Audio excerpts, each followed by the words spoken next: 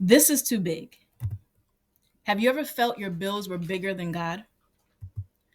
Most people don't realize they've trained their perception to magnify the wrong thing. Hi, I'm Kristina, here to help 100 Kingdom minds unlearn fear and renew their thoughts around money so they can walk in faith and financial freedom. Every time you take a thought about the size of your bills, how much you lack, and or how bad it is, you're making the problem bigger than God. Kingdom minds stand in awe of God versus standing in awe of the problem or magnifying the problem. Psalm 33:8 says, "Let all the inhabitants of the world stand in awe of him." From a worldly mindset, a person may think, "My situation is so big, I can't see a way out." From a kingdom mindset, a person might think, "My God is so big, I can't see a limitation." With the worldly mindset, we walk by sight versus by faith. So, based on what we see, we magnify that and we think that is bigger than God and we think that we're limited. But from a kingdom mindset, we walk by faith and not by sight. So, in the midst of a problem, we know that God is bigger. We know that there are no limitations, and we seek Him for His instruction, for His voice, for revelation on how to solve that problem. The world stands in awe of numbers, fame, and achievements, but the kingdom stands in awe of the Creator who spoke galaxies into place using His very word. Awe is a weapon of focus. When you stand in awe of God, you're restraining your mind to recognize His abundance. When you stand in awe of the problem, you're training your mind to focus or recognize your limitations. It shifts your mental spotlight from what's not working to who is still reigning. It silences fear when your bills feel big. Remember, the earth you're standing on came from one word, and you're living inside of proof that multiplication is His will. One of the first commands that He has given us was to be fruitful and multiply. Every situation, every circumstance someone went through in His word, you see the end result of those who obeyed was always multiplication. Every time you practice awe, you're adjusting your spiritual lens from me and my lack to He and His abundance. Let's get activated. Use this activation to reprogram your awareness by building awe-based thinking patterns that crush fear-based reactions. Let's walk through this exercise. You can do this exercise on your own. Definitely come back and review this. But the objective is to retrain your neural pathways to default to awe instead of fear. So every time you see a financial circumstance or every time you come into awareness of a financial circumstance, if your first thought or first reaction is always fear-based and you run with that fear, or it could be fear-based, but then you don't know how to transition from fear to faith, you have to retrain your neural pathways. You have to retrain how you are used to reacting.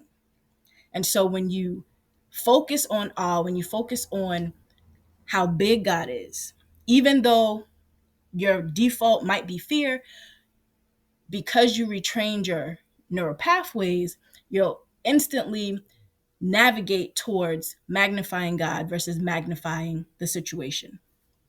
And so, number one, you want to select an awe anchor. So, example, look at nature, look at the word, look at life. Pick something. The ocean tides, for instance, or the ocean. The ocean is one of the things that I love to go to because it's so massive and it's never ending. And it seems like, obviously, except for you have high tides or hurricanes or something like that, but it stands still at its border, it doesn't cross its border, right? It doesn't cross over and go into the land. And so the massivity of it, you look out and it just seems like it doesn't end. Like I constantly ponder on that and think about how big that is. even mountains. Mountains is another thing that I use to look at the massiveness, right? And stand in awe of God and see how big these things are in comparison and how he created these things. So you want to pick something that you can focus on. And then you want to spend 3 to 5 minutes meditating on what does this reveal about the scale of God? How small does my situation look compared to this? So when you look at these things, you'll see the scale of God is big, it's massive. And then you look at your situation compared to those things, and it's like, if God did that, and if he created these things, think about the galaxies and the planets and how they all intertwine and work so that Earth can operate. I mean, when you begin to think about these things and you look at your situation, you can see how small that situation is compared to that in the scale of God, and how if God was able to create things that massive and with that amount of purpose, then how least is your situation? How why is your situation limited to what he can do?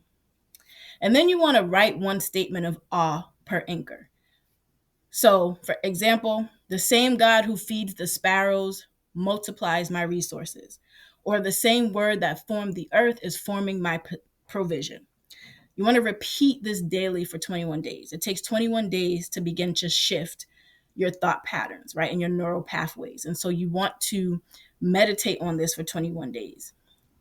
Look at this, speak these statements of all anchors, right? You want to begin to speak these things. Think about how big God is. Think about the scale that he's on. Think about how massive things are.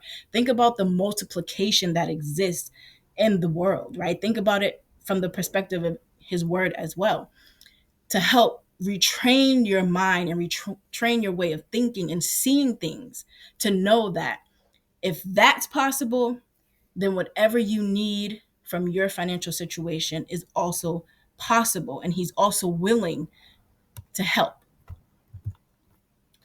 Stand on this faith declaration. I stand in awe of the God who owns all supply. My mind magnifies his greatness, not my lack. I see his power and multiplication in everything around me. And because of this, my financial problems become small and my God becomes big. One thought is costing you thousands. Make sure you go to seedtimewealth.com and get trained to unlock kingdom cash flow. Be blessed. Are you done?